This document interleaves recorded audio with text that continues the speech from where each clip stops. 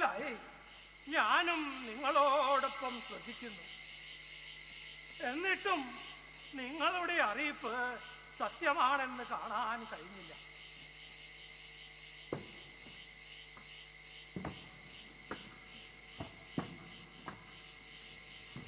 അല്ല, എപ്പോഴാണ് അവർ ഏറ്റവും ഒടുവിലായി നടന്നത്?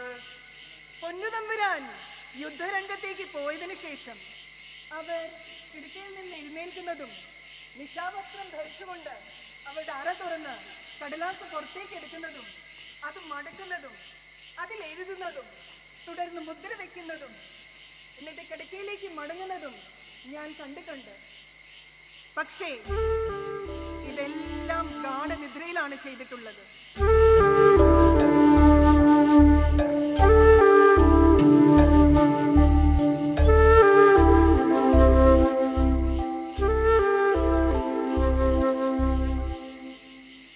ഉറക്കത്തിലായിരിക്കെ തന്നെ ഉണർന്നിരിക്കുന്നത് പോലെ പ്രവർത്തിക്കുന്നത് പ്രകൃതിയുടെ ഒരു വലിയ വികൃതിയാണ്.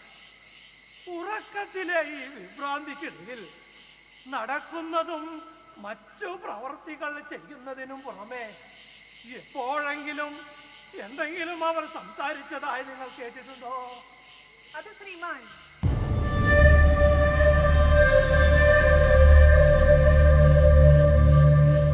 അതിനെക്കുറിച്ച് അത് ഞാൻ അറിയിക്കുകയില്ല.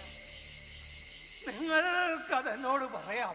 പറയുന്നത് വളരെ ഉചിതമായിരിക്കും.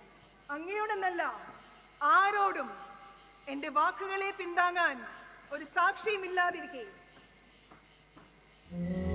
അതാ നോക്കൂ, അവർ വരുന്നു. പതിവ് മട്ടിൽ തന്നെ.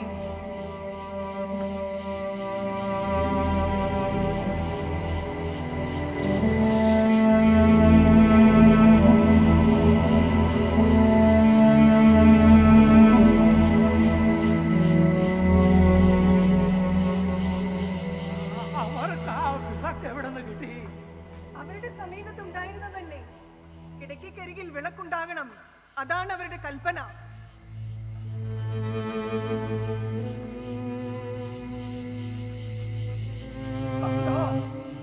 അവരുടെ കണ്ണുകൾ തുറന്നിരിക്കുന്നു.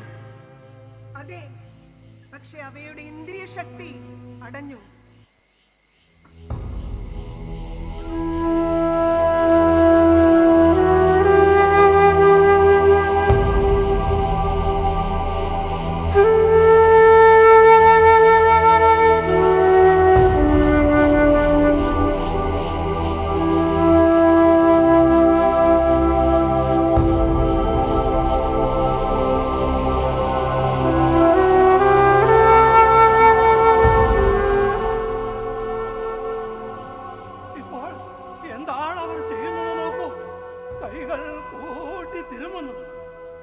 അതവരുടെ പതിവ് പ്രവൃത്തിയാണ്. കൈകൾ കഴുകുന്നതായിട്ട് ഭാവിക്കുക. 1/4 മണിക്കൂറോളം ഇതിൽ മുഴുകിയിരിക്കുന്നത് ഞാൻ കണ്ടിട്ടുണ്ട്. എന്നിട്ടും ഇവിടെ വീണ്ടും ഒരു പാട്. അവർ സംസാരിക്കുന്നു. ഓ, നശിച്ച പാട്. പോകാൻ ഞാൻ പറയുന്നു. 1, 2, 3. അത് ചെയ്യുന്നതിനുള്ള സമയമായി. നരകം ഇരുണ്ടതാണ്. നാണക്കേട് എന്റെ പ്രഭു, നാണക്കേട്. ഒരു ഭടൻ എന്നിട്ടും ഭയക്കുന്നു.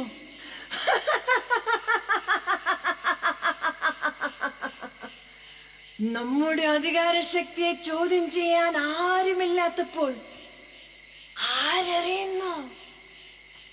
എന്തിനും ഭയക്കുന്നു. എന്നാലും ആ വയസ്സിന് ഇത്രമാത്രം രക്തമുണ്ടായിരുന്നു എന്ന് ആര് വിചാരിക്കും? നിങ്ങൾ ശ്രദ്ധിക്കുന്നുണ്ടോ? മാക്ഡഫിന് ഒരു ഭാര്യയുണ്ടായിരുന്നു. അവളിപ്പോൾ എവിടെയാണ്? എന്ത്? എന്റെ ഈ കൈകൾ ഒരിക്കലും ശുചിയാവില്ലെന്നോ? വേണ്ട പ്രഭു, ഇനി ഇത് വേണ്ട. നിങ്ങളെല്ലാം നശിപ്പിക്കുകയാണ്.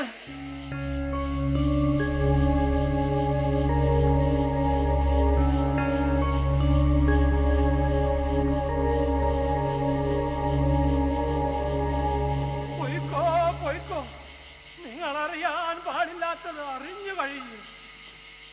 അതെ, അവര് പറയാൻ പാടില്ലാത്തതാണ് പറഞ്ഞത്. എനിക്ക് തീർച്ചയുണ്ട് അവരിൽ എന്തോ നിഗൂഢതകൾ ഒളിഞ്ഞു കിടക്കുന്നു.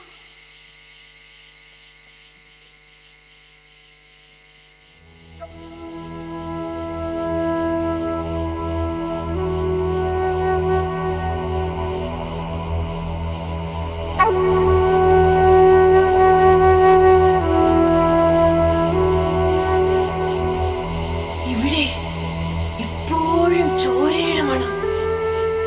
ചോര.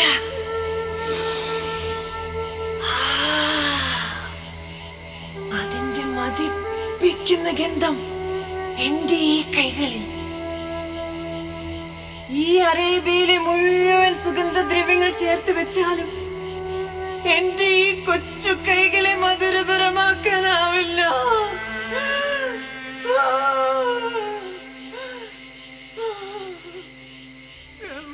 ഓരോ നെടുവീർപ്പയാണ് അവരുടെ ഹൃദയത്തിന് ഭാരിച്ച വേദന തന്നെ. എന്റെ ശരീരത്തിൽ, എന്റെ നെഞ്ചിൽ ഇത്രയേറെ ഹൃദയം വേണ്ട. എന്റെ ശരീരത്തിന്റെ അന്തസ്സിന് വേണ്ടി. ഈ രോഗം എന്റെ ചികിത്സയ്ക്ക് അതീതമാണ്. ഇടയ്ക്ക് ഉറക്കത്തിൽ തന്നെ നടക്കുന്ന ഇവരെ പറ്റി ഞാൻ കേട്ടിട്ടുണ്ട്. ഇടക്കയിൽ വച്ച് തന്നെ വിശുദ്ധരായി മരിച്ചവർ.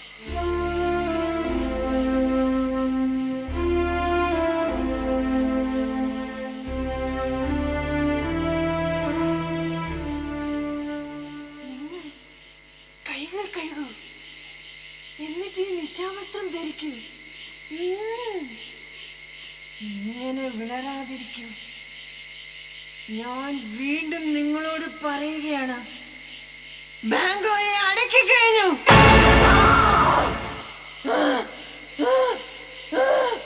അയാൾക്കിനി ശവകുടീരത്തിൽ നിന്ന് പുറത്തു വരാൻ കഴിയില്ല.